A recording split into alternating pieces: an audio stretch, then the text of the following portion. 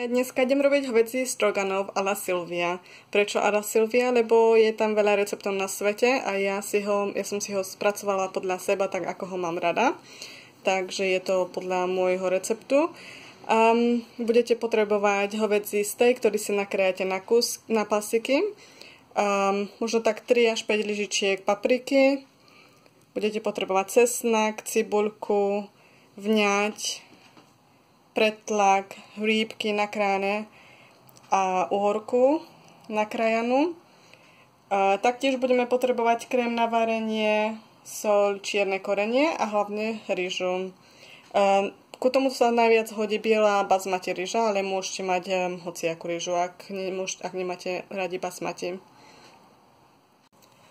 Najradšej v tomto recepte používam hovädzí steak, ktorý si nakrájam na kusky, pretože sa veľmi rýchlo upečie, opráži.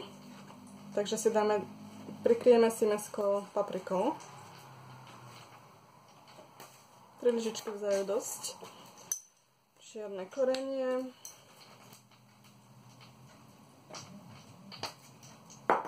Posolíme. A premiešame.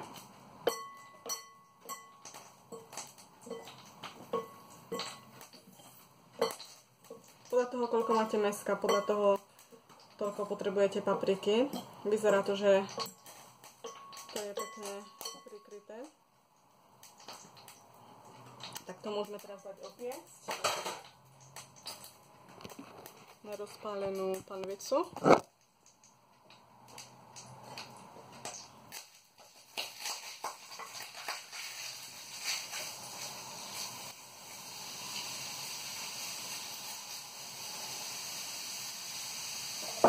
A taktiež si dám opiecť cibuľku. Potom k tomu pridám hríbky.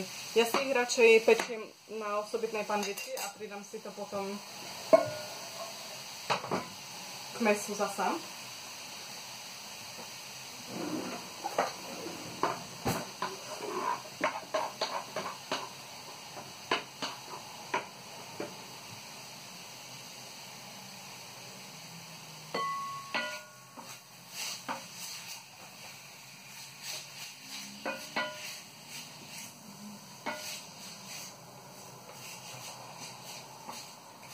Ja som si kúpila super železnú panvicu v Sainsbury, tak ju vyskúšam aj na tento recept. Tak si to necháme troška poprážiť. Cibuľka sa začala smažiť, tak k tomu pridám cesnak.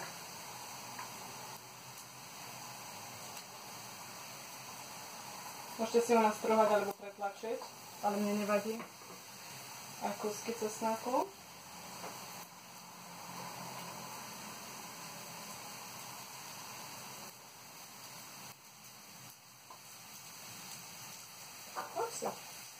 Pridáme hríbky.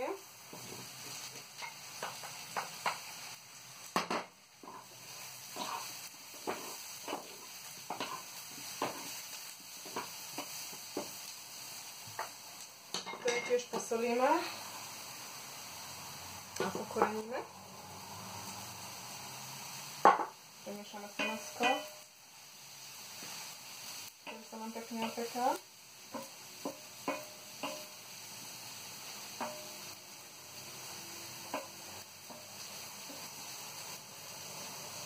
Je tam zo pár kuskov neupečených, tak to iba nechám ešte chvíľku. A necháme to pražiť. Mäsko už je opražené, tak teraz pridám lyžičku pretlaku, Frankfurt. Pridáme uhorky. Nemusíte dávať tak veľa, ale ja zbožňujem uhorku. Aj tú chuť tak si dám dosť veľa, aj v uhorkovej šťavy, zavaraných uhoriek, kyslých. Takže nebudem musieť ani veľa pridať vody. Pridám vňať.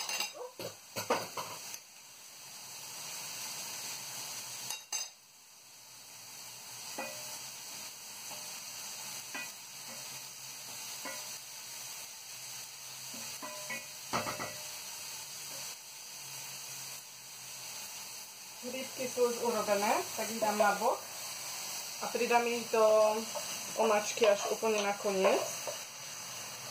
Takže budú viac také opražené. A zatiaľ si dám variť ryžu, do ktorej dám vodu, vriacu vodu.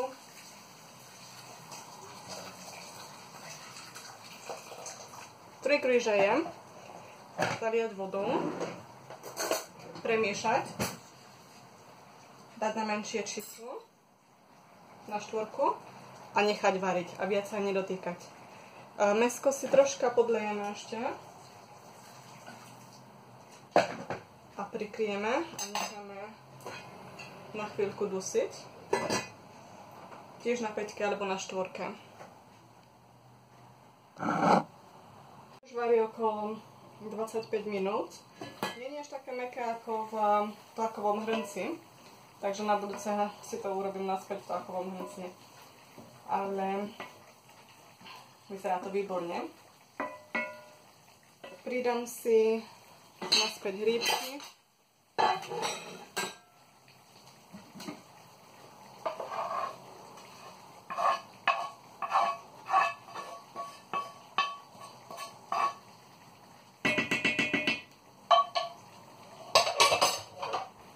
To sa troška premiešam.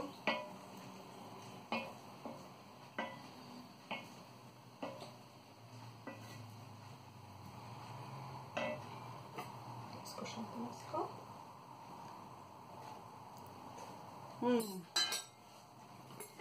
Ryža už je tiež hotová. Krásne uvarená. No, vidno. A teraz pridáme krém na varenie.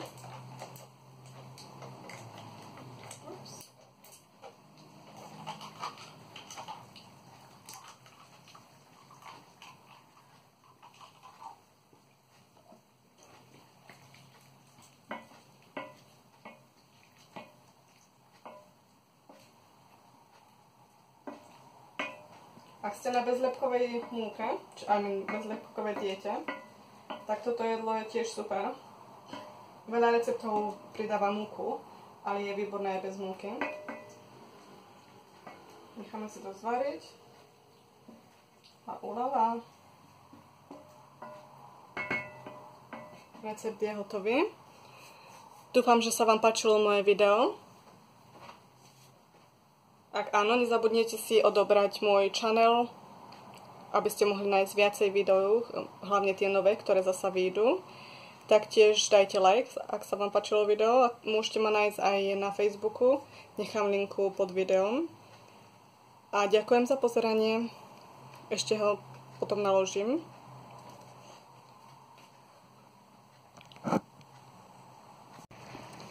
Rada od kuchára, vždycky vyskúšajte, či ste ju varili, predtým ako to naložíte. Či tomu nechýba soľ alebo čierne korenie. Výborné. Môžeme naložiť.